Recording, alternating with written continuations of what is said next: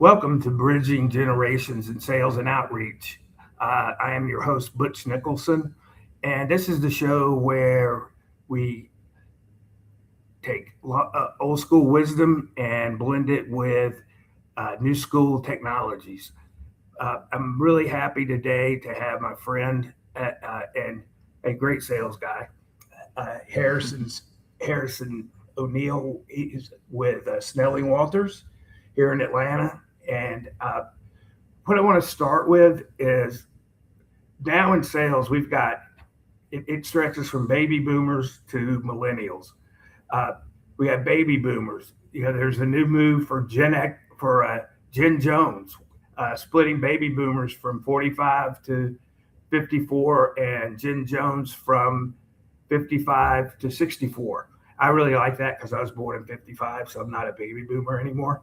Uh, but one of the things that we found talking with lots and lots of people is in each generation, there's a different way that buyers buy. And as a result, there's a different way that sellers have to sell. And Harrison has a cross section of clients that he deals with, customers that he deals with. So that's what we're going to talk about today. And Harrison, if you would, just tell us how you kind of fast version of how you got to where you are today. Sure. Yeah. So I'm in insurance sales right now for businesses, and I actually had a background where my granddad started his own insurance agency. Oh, cool. And then dad ended up taking that over later. I went to school, business management, just not really sure what I wanted to do. Ended up jumping into insurance on the company side. And then in 2020, decided it was a good time to join the sales side of it. So. Right, when COVID started. Exactly. So, Harrison, talk about it, if you would, about how you started building your business. Because one of the things we know is, and this is old school, people want to buy from somebody they know, like, and trust. And I know the way we build know, like, and trust has changed. And COVID is a big part of it all changing. We couldn't go old school then. You couldn't meet somebody for lunch or play golf with them or whatever they like to do. It had to be virtual. And I know that a lot of that virtual is carried on. And that's not good or bad. It's just what it is. Yeah. Yeah. So early on, I mean, I hit the phones. I didn't really have most of the people that had ends with or knew really well were in their 20s, and so they don't own businesses. And so I hit the phones in 2020 and just started calling people, and there was a lot of opportunity at that time. People, just because of everything going on, a lot of them had insurance agents where they weren't really helping them like they used to, and so it opened up a lot of doors for me to get started quickly. So when I met Harrison, that was one of the main things that that just kind of blew my mind, being completely old school. But I do know that he built a good business that way, and there's more than one way to build a good business. Sure, yeah, and I think that's how I started, and still like to be consistent with that. But now trying to work a little bit smarter, build relationships with other people that are meeting with similar-minded businesses, and obviously just working off a little bit more referrals as well. So, Harrison, I think there's a I don't want to say a mistake, but there's a misconception of how you can really use LinkedIn. And I think the mistake a lot of people make in sales is that they're going to get sales directly from LinkedIn, and they don't. And so they say LinkedIn doesn't work. And what I say is it's not working because you aren't using it right. Yeah. So I know you use LinkedIn the right way. Talk about how you use LinkedIn. Yeah, so I've seen personally people trying to build a book of business by just doing LinkedIn posts. And what I found personally is, for me, I'm using it more as building a brand and trying to position myself as an expert providing helpful information to people.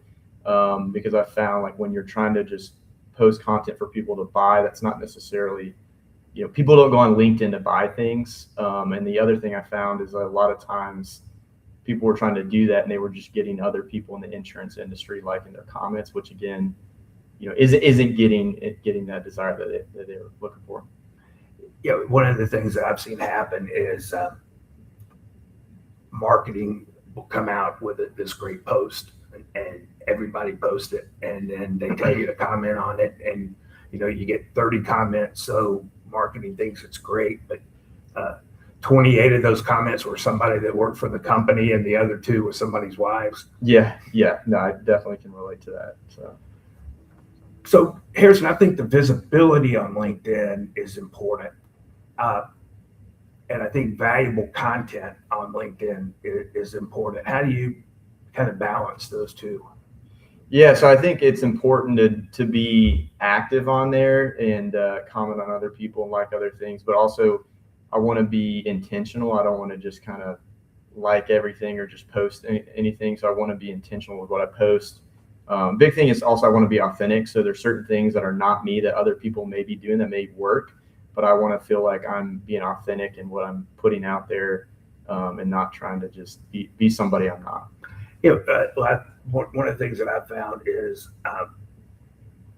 authenticity is what you want to build there. And I believe one of the ways you build it is consistency. It's not like posting 3 times a day. Yeah. I don't think that's beneficial for most people, but really posting content that's valuable to your customer and also is the authentic you. Mm-hmm. Yeah, I would agree. I mean, I think consistent with anything, if you're consistent with calls you're making, you're consistent with posts, that's going to give you better results. I think a lot of people are like, hey, I'm going to start posting or start doing this LinkedIn deal, and they do it for a little bit and then get away from it. And so if you're not doing something for at least an extended period of time, you can't really measure those results. And a lot of the LinkedIn is, again, spreading awareness. So you can't necessarily put I put this post and it led to this many sales. It's more of a building out your network.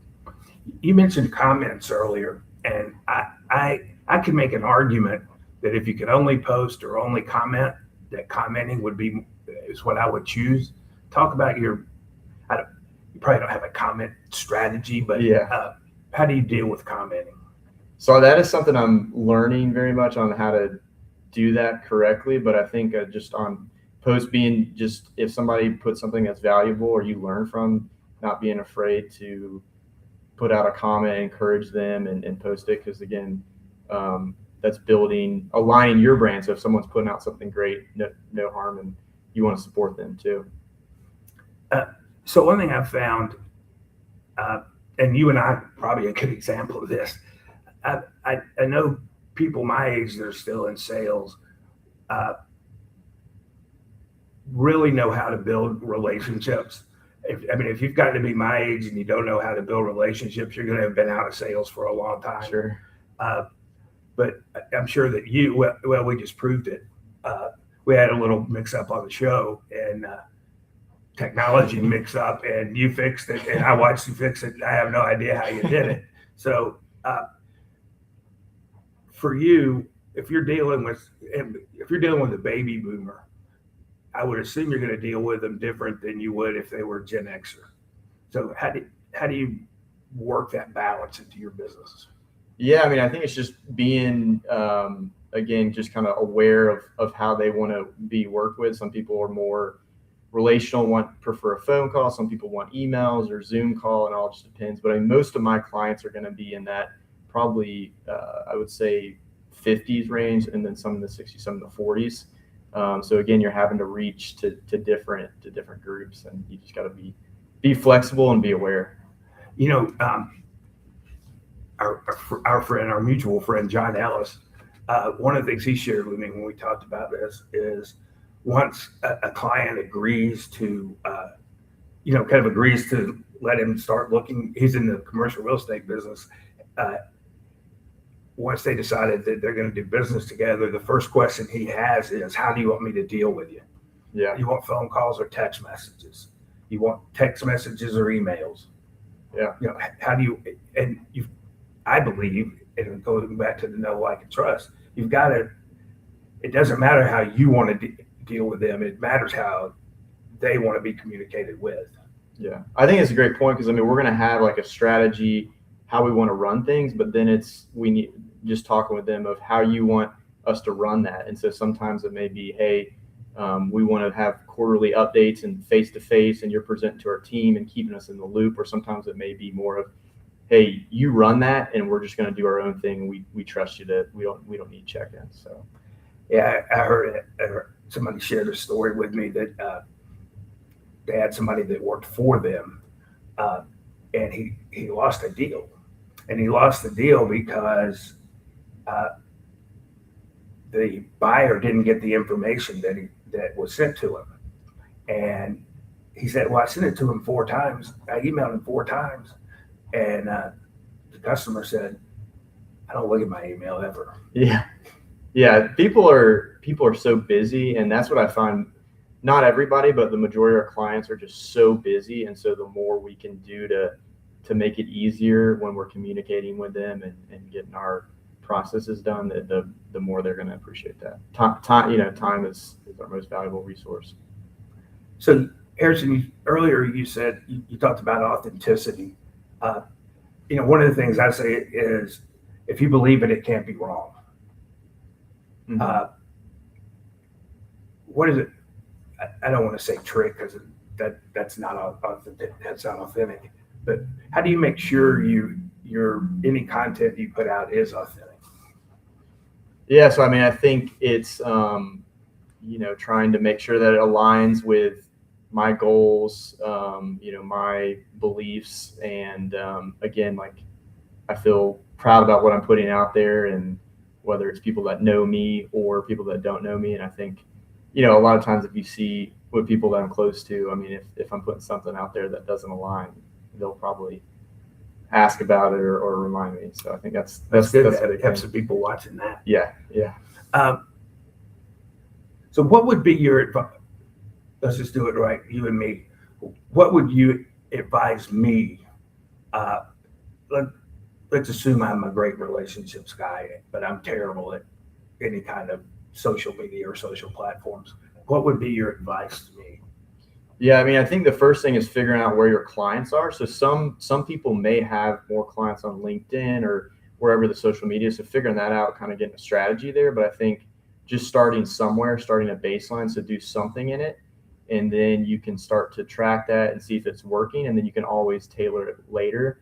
I think the danger you can run into is either just completely avoiding it, or you can just always be planning and strategizing, but you never take action. So I think take a little bit of action, and then after you do that, kind of reflect and see what you can change on. Yeah, the client, I was asking somebody about what you would do on LinkedIn, and they said, well, did anybody ask you a question today? And I said, yeah, 2 or 3 people. He said, well, post about that. I had a potential customer that asked me, this is what I told them, in the comments, tell me what you would have done. Mm-hmm. Yeah, it's kind of a learning, like when you're having to put content out there too, you have to make sure that you're learning as well. So I think it's a good learning tool.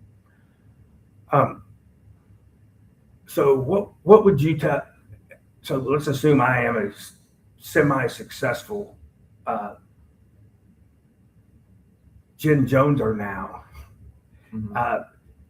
What would you tell me about I should be considering about digital, or what changes I might be able to make, or how would being more digital would help me? Yeah, because I know a lot of people are against it, because a lot of times, frankly, they have a great book of business or whatever arena they're in, they've already made it. But I think it helps you connect with the younger generation and even provide mentorship opportunities. And then also it can help you maximize even more. And I think the value with that generation is that they can control social media usage better, where if you look at younger generations, because they've just always been in front of a phone, they don't have the discipline to be able to use it. Like, there's so much power in it, but also there's so much bad. And so they're addicted to it, always on it. And so they don't use it well, where that generation has the ability to use it more strategically and can get off it too. Yeah. One thing I learned is you've got to be, for me, I need to be active on platforms that my ideal customer. I hate ideal customer profile, but whatever what my ICP is, that's where I need to be focused on the digital side. I seriously doubt anybody that's a potential customer of mine is on TikTok. Yeah. But they may well be on Instagram. They may be on Facebook. This show goes post on YouTube. We have a YouTube channel. So I believe it. And I think if you're older, and I ask a lot of people, I knew I didn't know what to do. Yeah. Yeah. I mean, I think being open to learn. I mean, there's so much I have no idea and still learning on. And I know for me, I'm on LinkedIn. I think there's some value in there, but the one you mentioned, YouTube, I think there's a lot of value because people will go on there with a specific question. So if you're the person that's answering all those questions on YouTube, I think there's some value in that. Yeah, YouTube is great in one way. I am the least handy person in the world. Oh, yeah. And even I can fix a few things around my house with YouTube. I've definitely done that and gotten in some car repair troubles where I fix it, take it apart, fix it, but then when I try to put it back together, I run into issues. But it's helpful. Well, I've gotten a whole lot better at technology, and my girlfriend laughs at me about this, but it's really true. I can figure most anything out, but I don't know how I did it. Yeah. So it's not like I could go do it the next day. Yeah. It may give me a little step up. Well, let me ask you this question. Let's reverse that. Because the younger generations are so screen occupied, what would be your advice to them to learn something from me? Mm-hmm. Yeah, I mean, I think the value of relationships and who you know, and we desire that connection. And so, I mean, we can do a lot of things with screens, and it can just increase our productivity, and just outside of work, there's a lot of great things it can do. But at the end of the day, we still need that personal to personal. And so I think, like, sometimes I see in a restaurant and there's like some regular guys that meet there. I think my generation, people younger, yearn for that. We just got to figure out, how to build that. It's okay to talk to me. Yeah, exactly. I think it's sad. You go in and you'll see what appears to be a mother, father, and a couple of kids, and all of them are on the screen. Nobody's talking to anybody. Yeah. Yeah, I think it's it's a challenge. I know for myself, and I feel like I'm pretty disciplined in that. And then even I know a bunch of my siblings have young kids, and that's their biggest worry is like just trying to navigate all the technology and the phone things going on right now. So and I'm old enough to remember this, but when websites became a thing, if you were a company and didn't have a website, you were just ignored because they couldn't be a real company. They don't have a website. Yeah. And the website could say nothing, but they had one. And there was a period of time where LinkedIn was viewed that way. If you don't have a LinkedIn page, you're not really a person. Mm-hmm. I do think people make a mistake that LinkedIn is just to get a job. You got a lot of people that do that, but that's not a bad thing. But that's not really related to sales. Are there some other mistakes you see people make on LinkedIn? I think stepping back and trying to figure out like what's your purpose. And so if you don't have a purpose and you're just throwing content out there, I think that would be a mistake. Like you want to have a narrow what you're trying to do. And then I think, again, you need to be confident about what you're putting out there and make sure it aligns with your brand. I think is the big mistake. I like that. It aligns with your brand. So the tagline that we use is revenue through reputation. And we use LinkedIn for our reputation. This is who we are. This is what we do. This is how we do it. There's no sales in it. And I'm familiar with your LinkedIn and how you use it.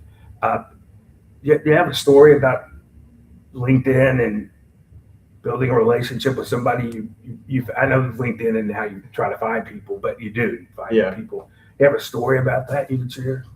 Yeah, I mean, I've had with some posts, I'm trying to think of a specific thing, but it's created where I've put something out there and then I've had someone that I've reached out to in the past or talked to in the past and they've reached back out.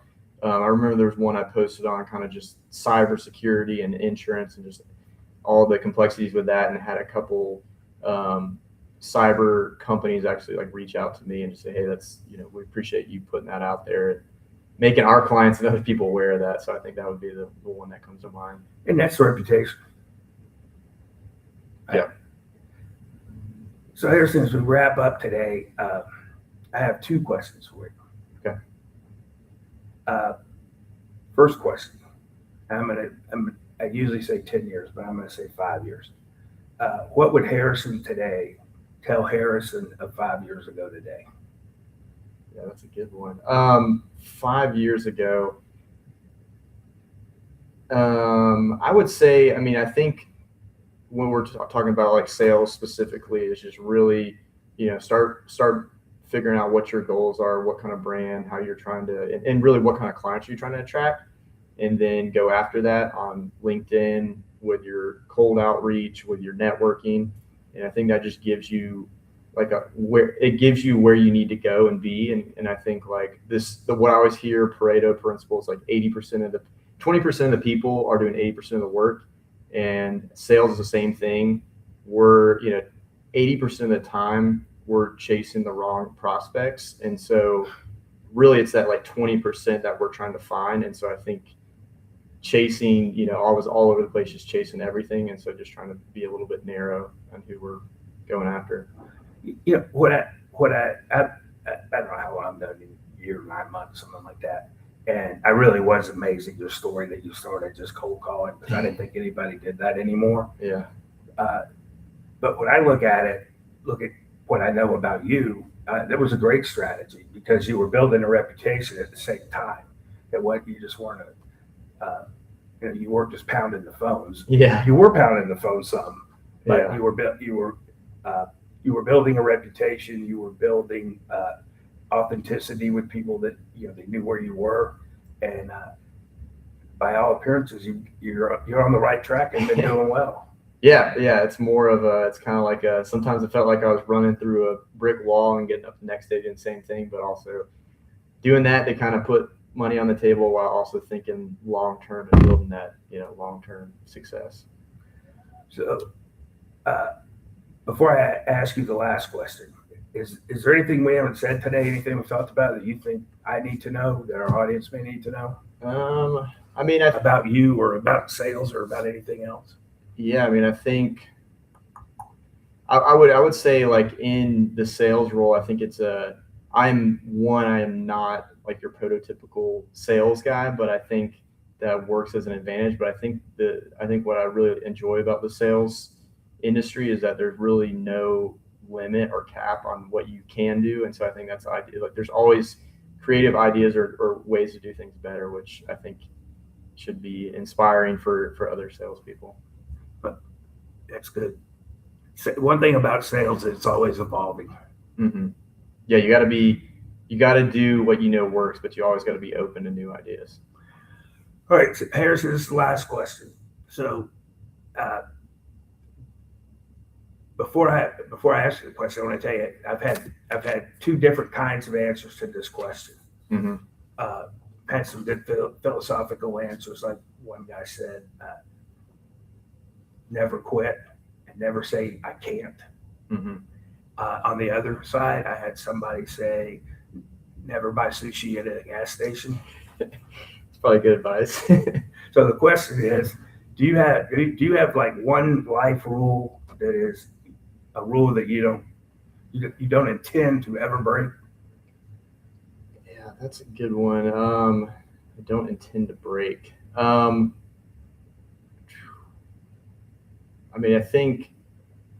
This is a good one. I know I would have a better one, but this is what comes to mind is I think like 2 things. So one, I think just living out my core values personally and professionally and just trying to be that consistent. So just be authentic So be one person in my private, in my life around friends, and then in customers.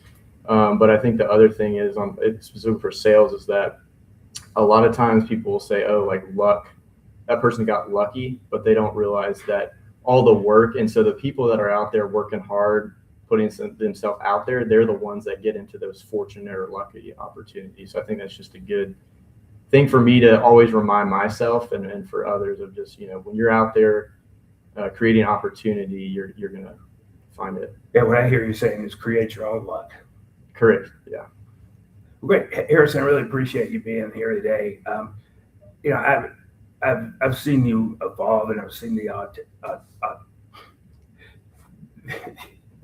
say the word for me. Authentic. Yeah. Being authentic. Sure. And I think you're on a great track, and just keep doing what you're doing, man. Harrison, if people want to get in touch with you, what's the best way to do that?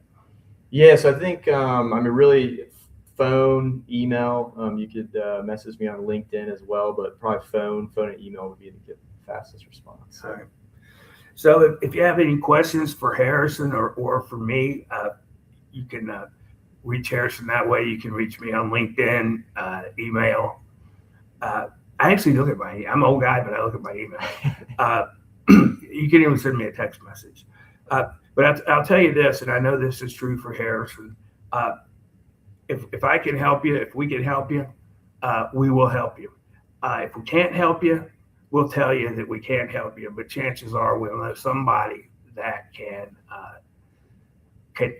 give you the help that you need.